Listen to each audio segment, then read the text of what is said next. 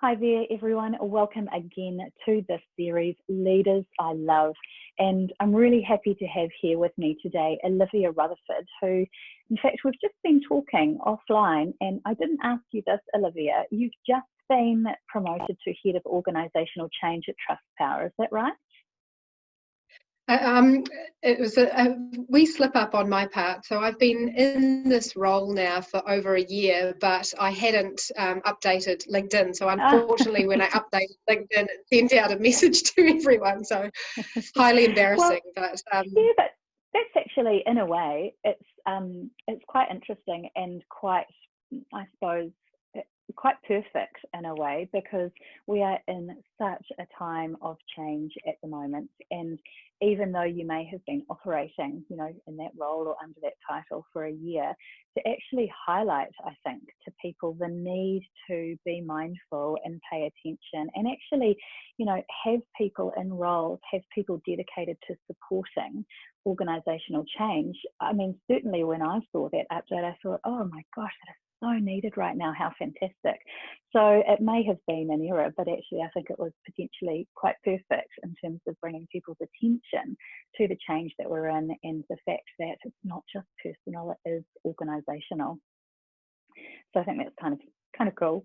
And in terms of what you have been doing throughout COVID, what I've seen is that you've been really vocal, particularly during these last few weeks in the realm of agile HR, so embracing rapid change and transforming the way that we work and the way that we lead people.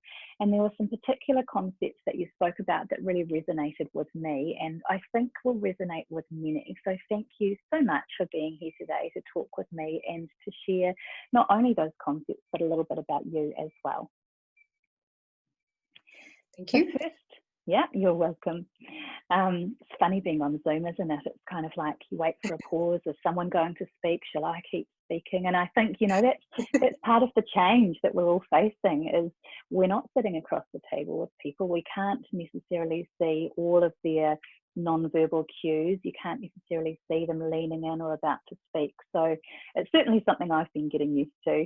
And in this time, in these last few weeks, one thing that I have also been doing is a lot of reading and a lot of research into what leaders are demonstrating and giving their people, but also what people really need in times of crisis.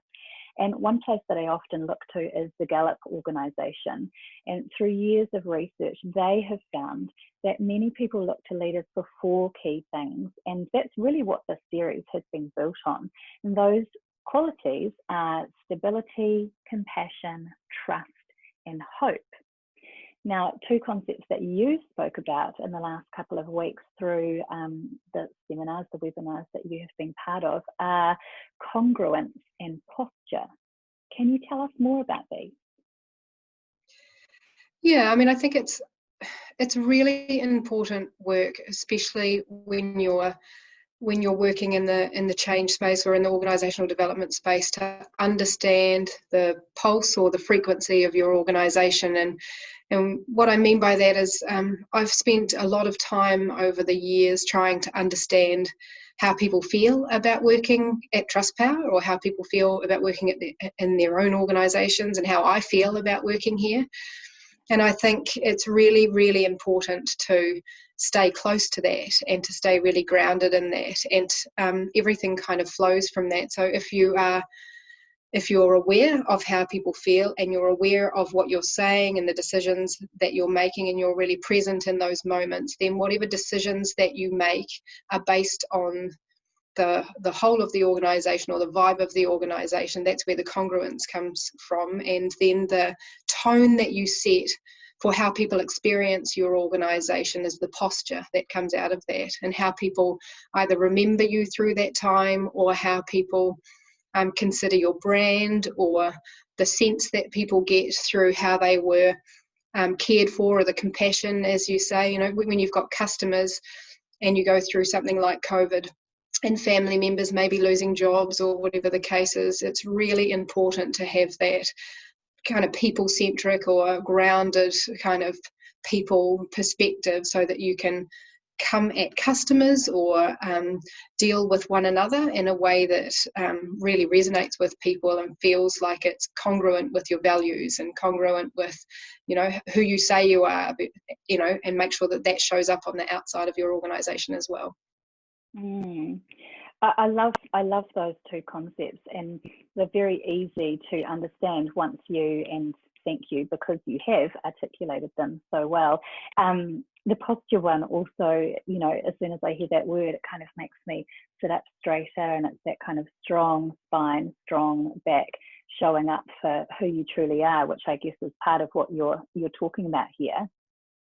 Your webinars where you talked about congruence and posture, I know have been really well received, and that requires not just a resonant message, but also a resonant presence. And you mentioned presence just now. So I'd love to know what's keeping you, or what has been, particularly over these last few weeks, keeping you centered and calm during this time, and therefore able to show up for others with stability and with a frequency of trust and the presence that you have shown up with.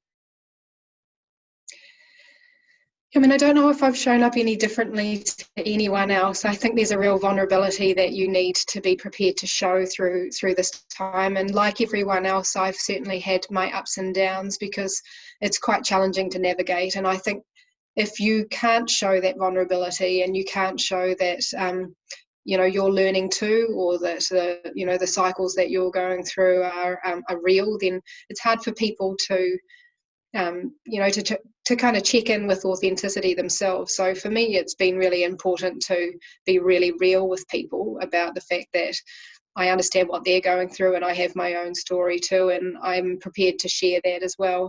So being open with people is really important to me through this. I mean, I think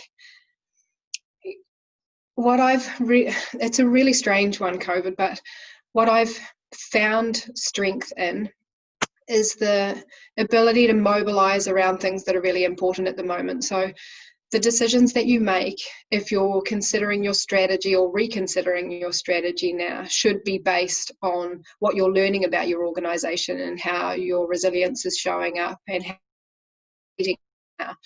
and it's a way to reinforce those values propositions. And for me, you know, I mentioned the people aspect before. I have a real personal attachment to people-centric decisions and people values. And you know, I just think personally, my strength has come from the fact that I like to mobilise around something that's important. And so we've had things at TrustPower like, you know, a major incident team has been mobilised around this to see how we can navigate having 850 employees working from home and legislative changes and regulatory changes and anything that's thrown our way. So that's really grounded me, and it's kept me focused on something that's important and translates well for people.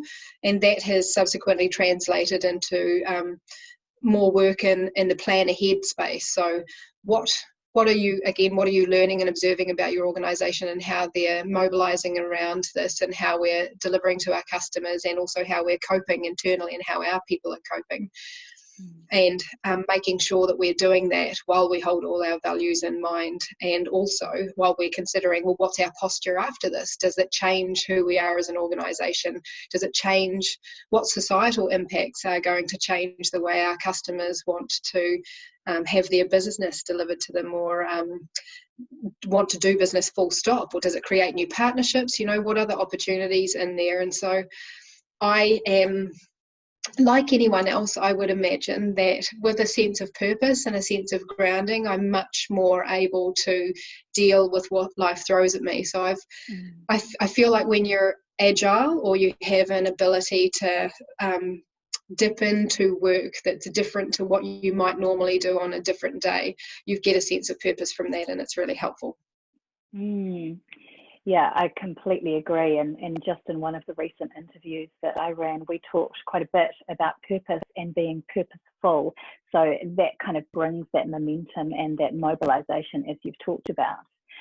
There was a really common theme throughout all of what you just said, which is values. And I'm a really big believer in really taking time to articulate your values, well, define them first and then really articulate them clearly. And I first did this about 15 years ago on Outward Bound. It was a business related course, and we were sent on our solo overnight for 1 or 2 nights.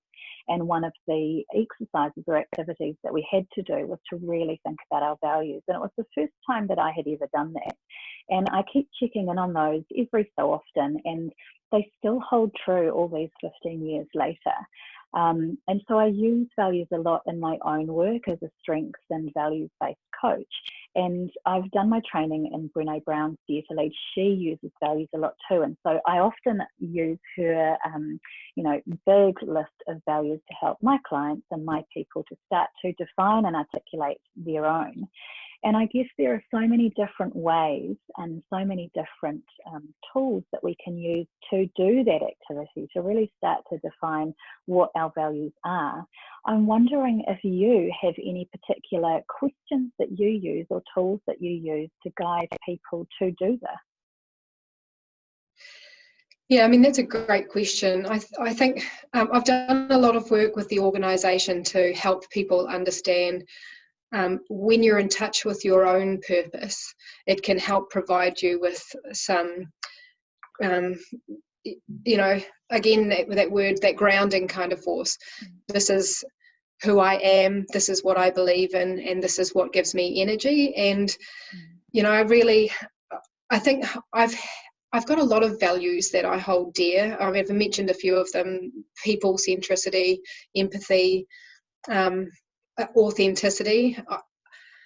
I find that if I can show up as authentically as I possibly can, and that means I may need to be more open than I might possibly be, but as long as I can give people a sense of that I'm a human too, and that we're all learning and we're all vulnerable, I think that really matters. And like you, I've had a couple of I had an overnighter and a couple of experiences like that when I was younger that kind of pulled me to some values that I think have adapted and changed over time.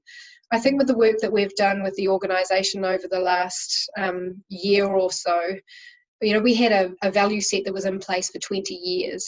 But putting a value set together as an organisation back then was very much a kind of a controlled environment. It was basically, some leaders getting into a room and thinking deeply about what mattered to the organisation, and it stood the test of time. But I think we were ready, and I was certainly ready to ask the organisation, does this still resonate with people, and is it still consciously brought up in the decisions that we're making? And so we did a bit of a refresh, and I really wanted that work to be how the organisation feels about what's important, not how I feel about what's important. But what I loved about the outputs of that process were that there are linkages between how people in our organisation feel and how I feel about how we do business. And so that in itself was a really great process to go through, because it made me feel even stronger, resilience and stronger resolve in my role, that I'm in the right role, doing the right thing with the right people and paying attention to the right things, because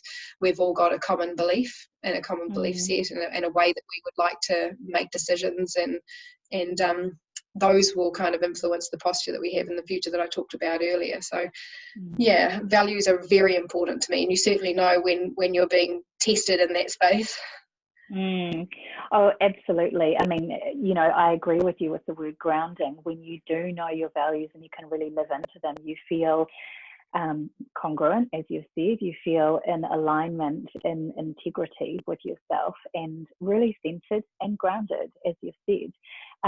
However, when we are thrown into times of change and uncertainty, I don't think they necessarily go out the window at all, but we are tested, and it's a great time to, I suppose, rethink about and question what is important to us. And that was a question that you talked about, what's important to you, mobilize around what's important to you, what brings you or gives you energy. I love that you mentioned that. And I often say to people, what lights you up?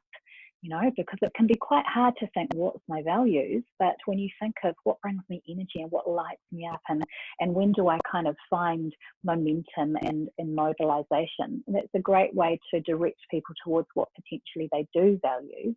But then there's the living into those values. And so I wondered from you if you could share one strategy that people could use today or any day to really, you know, stay congruent and stay centered and grounded and live into their values, because it's not just about values discovery, is it? It's about really installing and embodying them.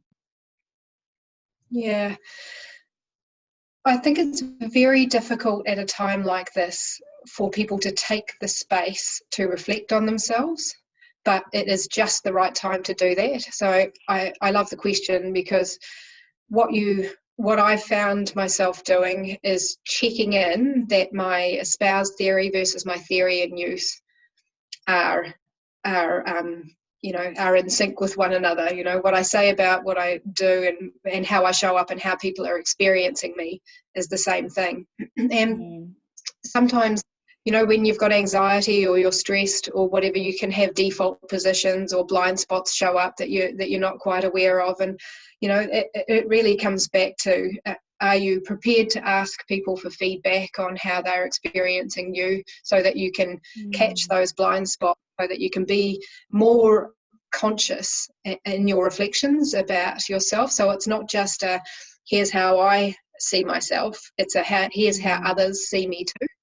I think it makes a much more rounded picture of who we are, and you can only learn that way. But you've got to put aside your ego and all sorts of things about our personalities to be keen to understand, you know, how people react to you or work with you or how they experience you. But it's, you know, we're asking people to take up different roles potentially in this time, and we're asking people to work under an immense amount of pressure, and underneath all of that spotlight is it's a bit of a magnifying glass. So that's what makes it such a good petri dish for examining yourself, and not in a navel gazing way, but just in a, am I the best version of myself that I can be at this time? And can I allow myself 10 minutes to just sit back and think, am I showing up with the leadership I want to show up with?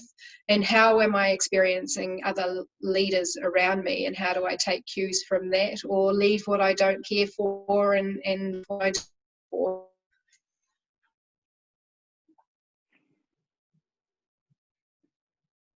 I'm just pausing here because I think you may have cut out a little bit. Are you still there? Still there? Yep. Still there.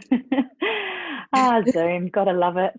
But there was a lot of gold in that, and I think you're so right, and it's so important to, you know, say what you said and be really clear with people that although this is a really great time to be introspective, it can be very hard to find the time and space, because people are thrown into so many different roles, not just different work roles like you've mentioned, but also, you know, those of us who are parents have been thrown into the role of teacher. Lots has changed, and with so much change and chaos and uncertainty, it can be hard for our minds to still enough to kind of dive deep and question what's important to us, what brings us energy, what lights us up. But I think those of us that have, and those that can over the next wee while, may well find that their values have, as you said earlier, changed a little bit, or if not values, perhaps boundaries. You know, we might have decided, or I suppose, decided, made a decision that our boundaries were kind of too open and too flexible, and actually we want to pull things back in. For example, for myself, whenever, you know, businesses, schools, clients have asked me to, you know, come and do some work, if I'm free, I jump. Whereas actually what I want to do now is, once I've dropped the kids off to school, is I want to have that first hour of the day after I've dropped the kids at school for myself and for my self-care, for my exercise, or for mindfulness, or whatever it is that I feel that I need that day before I go and step into clients. And that might seem like a bit of a luxury, but given that I work in the space of mindfulness and well-being, it's essential to my own well-being. And so that's a boundary that I really want to form. My question for you is, as people start to re-emerge from their lockdown or their home retreat with potentially new boundaries that they want to, express and uphold, potentially new values, different needs, different desires, what's your advice, or what are your thoughts in terms of welcoming people back in with all of their newness, their new needs, desires, etc., in a way that I suppose respects who they are and also respects the context within which they are emerging into, which is business, because there still is business to be done, but these people are re-emerging potentially quite differently and as new people. So your take on that? Yeah, this is where we go back to your first question around leadership and trust. We fundamentally hire people because of the skills and their intellect and whatever else they bring in their roles. And so we are trusting that we will provide some guardrails for people within which they can make some decisions for themselves. And you have to allow them and the business to have enough flexibility and enough agility to adapt to that, not just how your customers are reacting, but also how your employees are reacting to that.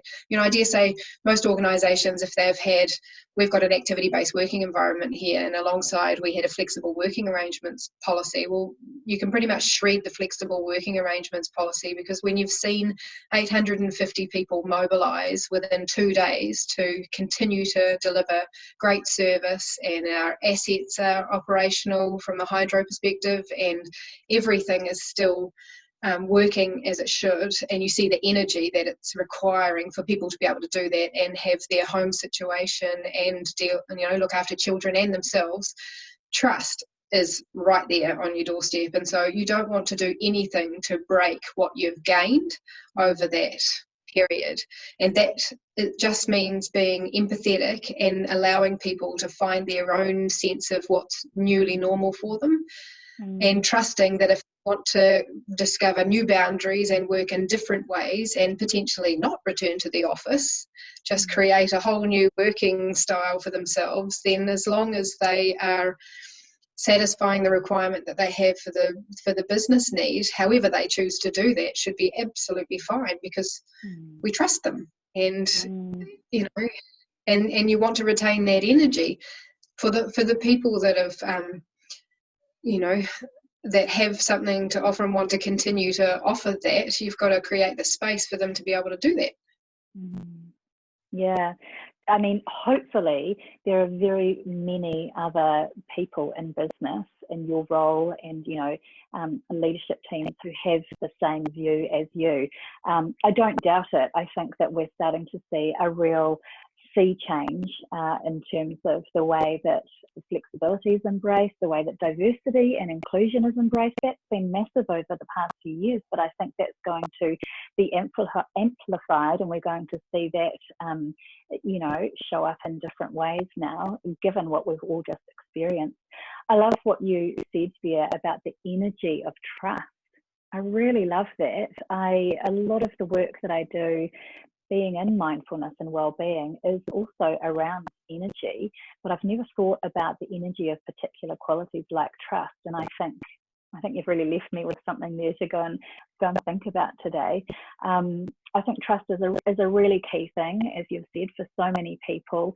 Self-trust in terms of who they are and showing up with their new needs, their new desires, values, boundaries, new normal, as you've said, but also the trust in the organisation that they're going back to, and the other way. It's such a two-way thing. And I think, to your point, if people can have a mindful intention to feel the energy of the trust equation, then I think that will give people a real sense of belonging and safety and groundedness. Like you said, it comes back to that word groundedness. So I think think there's a lot of gold in there. Yep. Yeah, what do you I agree. I was just going to say, the other thing I wanted to add to that is the thing that I hope other organisations have seen and that we've seen, and certainly it's not new. It feels like it's been franchised out more as this kind of sense of accountability, instead of like we have a leadership charter here that is asking for leaders everywhere. It's asking for people to take up their leadership. So it doesn't necessarily mean look up for answers, but I think there's always an aversion to looking up for leaders to provide the decisions or the guidance and that's absolutely fine. But what we've seen through COVID is that the whole organisation is mobilised around the success and the continuation of the business, and so people are taking up roles or taking up responsibilities that they possibly haven't done before with that kind of concept of trust. And so that franchised out or decentralised accountability, you probably couldn't have asked for a better catalyst to actually help people to understand what we mean when we say leaders everywhere, or take up your leadership. And we're expecting that everybody does. Have seen en masse that happening, and it's just been so encouraging. Totally, I 100% agree. And what would you say, or what do you believe is the most powerful universal human quality that can be harnessed right now?